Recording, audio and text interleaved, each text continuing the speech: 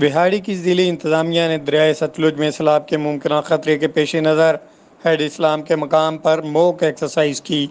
تفصیل جانتے ہیں اپنے نمائندے محمد اسرار سے۔ جی اسرار، آگاہ کیجیے گا۔ بھارتی آبی جارحیت کے خطرہ کو مد نظر رکھتے ہوئے ضلعی انتظامیہ نے اقدامات شروع کر دیے ہیں۔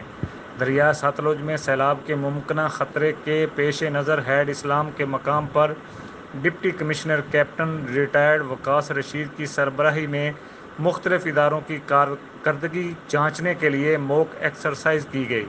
اس موقع پر ڈپٹی کمشنر نے خطاب کرتے ہوئے کہا کہ ضلعی انتظامیہ ہر قسم کے حالات سے نمٹنے کے لیے پوری طرح تیار ہے۔ تمام محکمے شارٹ نوٹس پر کم سے کم وقت میں متاثرہ مقامات تک پہنچنے کے لیے الرٹ رہیں گے۔ کورونا وائرس کے باوجود ضلعی انتظامیہ وہاڑی کی عوام کے دیگر مسائل سے بھی غافل نہیں ہے۔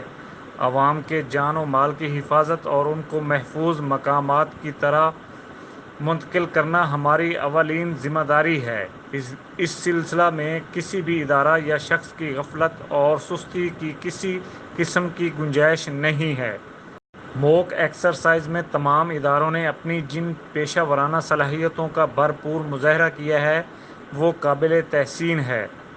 موک ایکسرسائز میں ریسکیو 11/22، پولیس، سول ڈیفنس، محکمہ health, municipal committee, live stock سمیت متعدد محکموں کے کارکنوں نے حصہ لیا۔ موک ایکسرسائز کے موقع پر ڈسٹرکٹ آفیسر ریسکیو 11/22 ڈاکٹر خلیل دانش، ایڈیشنل ڈپٹی کمشنر محمد فاروق ڈوگر، اے سی وہاڑی احمد نوید بلوچ، ڈاکٹر فواد قریشی بھی موجود تھے۔